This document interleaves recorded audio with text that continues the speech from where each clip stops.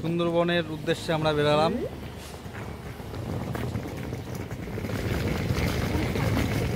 আমরা ফাইনালি চলে আসলাম বোটের মধ্যে। এ দেখুন আমার ওয়াইফ একটু রাগ রাগ ভাব, আর এটা আমার শাশুড়ি মা হাসছে দেখে। আর এই দেখুন বোটের ভিতরটা এরকম, আপনারা আসলে দেখতে পাবেন কত সুন্দর পরিবেশ। আমার তো খুব ভালো লেগেছে। আর ওই দেখুন দূরে জঙ্গলটা দেখা যাচ্ছে। তো আমরা এখন সুন্দরবনের ভিতরে প্রবেশ করিনি, জঙ্গলের ভিতরে তো যাব। তো আপনাদেরকে সামনের দিকটা গিয়ে দেখাই।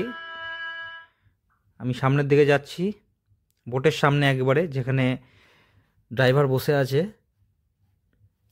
চলুন দেখে আসি সামনের দিকের পরিবেশটা কীরকম। দেখতে পাচ্ছেন দারুণ পরিবেশ, এবং খুব কুয়াশা ছিল সেদিনকা, আমরা যেদিনকা যাই। দূরের জিনিস দেখা যাচ্ছে না, আর চারিদিকে জঙ্গল, শুধু জঙ্গল আর জঙ্গল। মাঝখানে আর কিছু দেখতে পাচ্ছি না, শুধু জল আর জঙ্গল। তো আশা করেছিলাম যে বাঘের দেখা পাবো, তো চলুন দেখি বাঘের দেখা পাই কি না। সবারই ভাগ্যে তো জোটে না।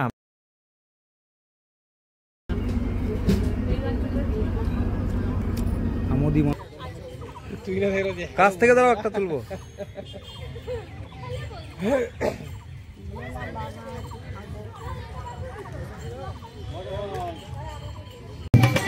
এবারে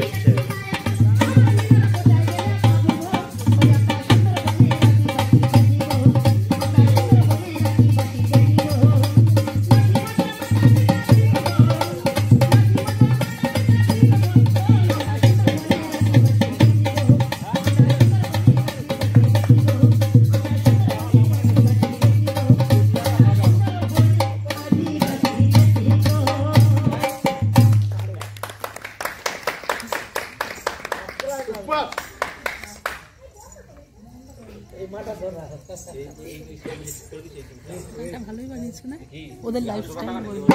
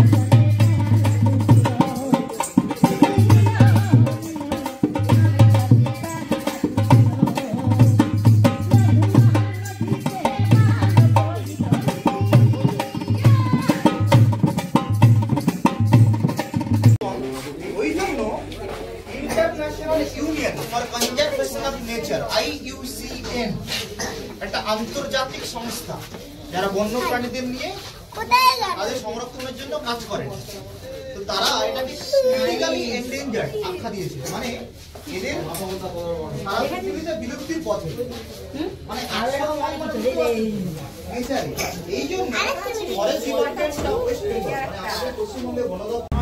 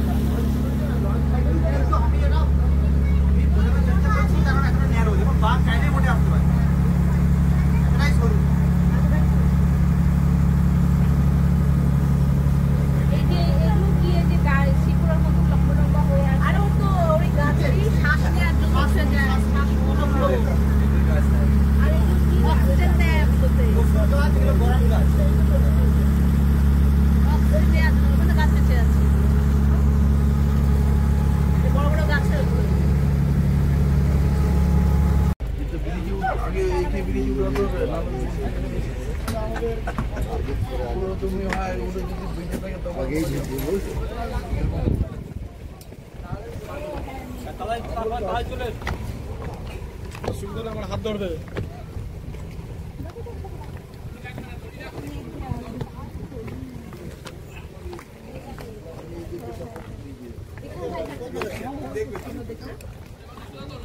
ঢুকে যাবে।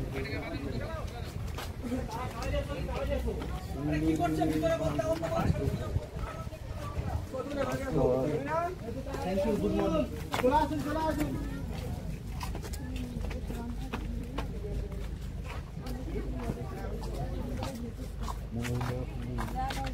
চলুন চলুন, কি আছে দেখা যাক। সাপ, ব্যাং, বেজি।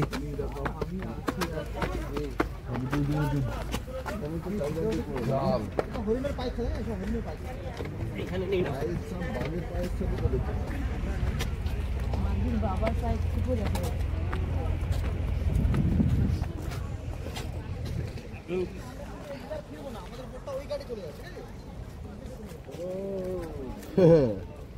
বললাম না, কায়দাগুলো কিন্তু ভালোই, বিশাল কায়দা।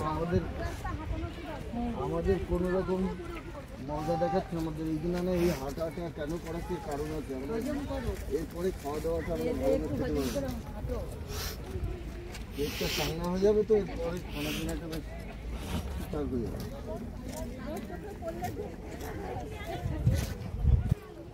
চোখে পড়লে আমরাই চোখে পড়ে যাবো। ওই তো আমি তো বলছি ওটা বাঘের পায়ের ছাপ। পুরনো পায়ে ওই তো ওই তো ওই তো আমি তো বললাম, ওই যে ওই যে ওই যে ওই যে ওই যে ওই যে ওই যে ওইটা বাঘের ছাপ, ওইটা বাঘের ছাপ। বোঝাই তো যাচ্ছে, বোঝাই তো যাচ্ছে বাঘের পায়ের ছাপ ওটা। ওই দেখো জল জমে আছে, আর ওই দেখো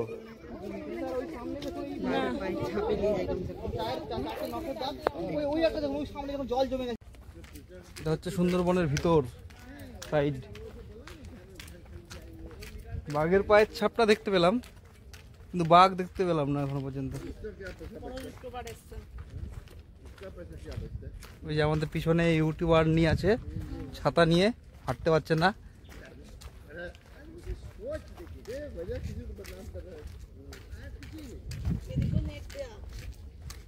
সব ধারেই নেট দেয়া।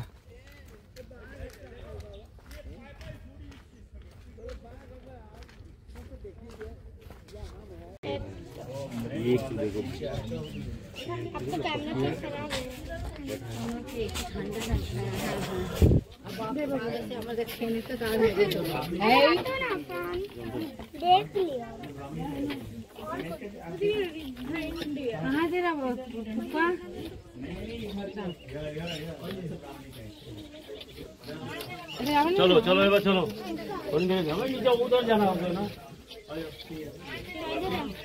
কারণ বন বিবি যিনি, উনি একজন মুসলিম ইসলাম ধর্মাবলম্বী মহিলা রমণী, আর যিনি আছেন ব্যাঘ্র দেবতা দক্ষিণ রায়, উনি হিন্দু দেবতা। তো হিন্দু মুসলিম একই মন্দিরে আছে, মানে একই জায়গাতে আছে। এটা কিন্তু খুবই কম, মানে বিরল, নেই বললেই চলে। তো এখানে সকল ধর্মের মানুষ বনবিবিকে পুজো করে, এবং আমাদের সকলেরই বিশ্বাস উনি আমাদের বাঘের আক্রমণ থেকে বাঁচাবেন।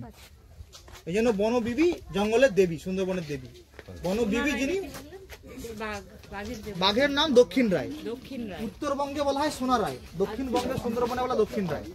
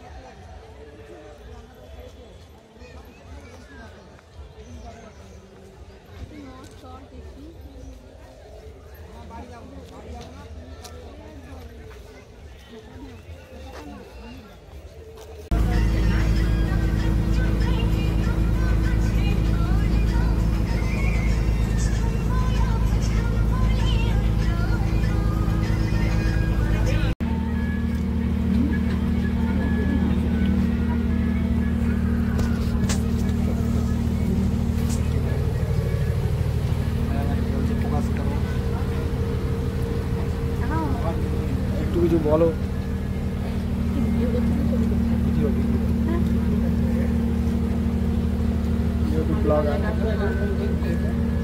আমি এই জায়গাটা এখন হার নেই। আচ্ছা, বাঘ একদম কামড় মেরে ছিল স্যার, আমি ধরে ফেলেছি, বলেছি মা গো বাঁচাও, ধরে ফেলেছি আর কামড় মেরে দিয়েছে আমাকে সঙ্গে সঙ্গে মাথাতে। এবার 8 মাস পরে আমার জ্ঞান এসছে স্যার। 8 মাস পরে শুনলাম আমাদের সঙ্গে, আমি জানি তো আমাকে নিয়ে চলে গেছে। আমার এই সাথীরা মারধর করে বাঘকে নৌকার থেকে নামিয়েছে। নামানোর পর জঙ্গল থেকে আমাদের বালি বিজয়নগরে ফোন করেছে। ফোন করতে আমাদের বালি বিজয়নগরের বন দপ্তরের অফিস যাচ্ছে, বিদ্যা ফরেস্ট টাইগার অফিস। সঙ্গে সঙ্গে এলাকার মানুষ অফিসে খবর দিয়েছে, দিতে বন দপ্তর আমাকে জঙ্গল থেকে তুলে নিয়ে এসছে। চিকিৎসা কি ভালো করেছিল? চিকিৎসা স্যার আমার না স্যার, আমার বাবা জমি বিক্রি করে করছে প্রাইভেট, কলকাতাতে হয়েছে, ধাবা বাইপাসে। সরকার শুধু বয়ে নিয়েছে স্যার, আর কিছু হেল্প করেনি। অতীন্দ্র মেডিকেয়ার ডক্টর এনকে পদ্মারের ওখানে আমার অপারেশন করিয়েছে প্রাইভেট। এবার স্যার আমার স্মৃতি একটু সমস্যা আছে, আমি মাঝে মাঝে সব কিছু ভুলেও যাই স্যার, একটু মনে করে দিলে ভালো হয় স্যার। এবারে স্যার আমি 8 মাস, আমি তো 18 বছর জঙ্গল করেছি। 18 বছরে আমরা জঙ্গলে বাঘ কম বেশি প্রায় দেখতাম। আমরা যদি চোখের সামনে বাঘ পড়তাম, আমরা বাঘের নাম বাঘ ধরতাম না, বলতাম বাবু, যে বাবু দেখ বাবু বেরোচ্ছে বা হাঁটছে, আমরা আর নিজেরাই বলতাম। এই যে বাঘের নাম যে স্যার দেওয়া আছে, আমরা কোনোদিন জিলেপাটিরা শুনিনি যে বাঘের নাম দেওয়া আছে। আমার অ্যাক্সিডেন্টের পরই শুনলাম যে বাঘের নাম বন দপ্তরে দেওয়া আছে, কয়েকটা বাঘের নাম। আমাকে যে বাঘ ধরেছিল ওই বাঘের নাম দেওয়া আছে নাকি নান্টু, ছেলে বাঘ। 201 জনকে ওই একা খেয়েছে নাকি ওই বাঘ।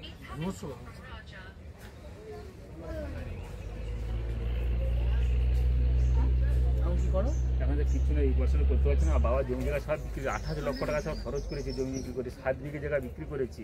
এই অপারেশন করতেই পারছি না। এখন পর্যটকের ভরসায়, সহজে ব্যক্তির ভরসায় আমি বেঁচে আছি স্যার, না হলে আমার উপায় নেই স্যার। এই অপারেশন করতেই পারছি না স্যার। এইটা বলেছে আবার করতে, হাঁটবে, আমার চামড়া বসাবে, এইটা বলেছে আরও 2.5 লক্ষ টাকা লাগবে। 28 লক্ষ টাকা ওই সময় খরচ করছে আমার বাবা জমি বিক্রি করে। সরকারের কাছে কিছু অ্যাপ্লাই করে কিছু?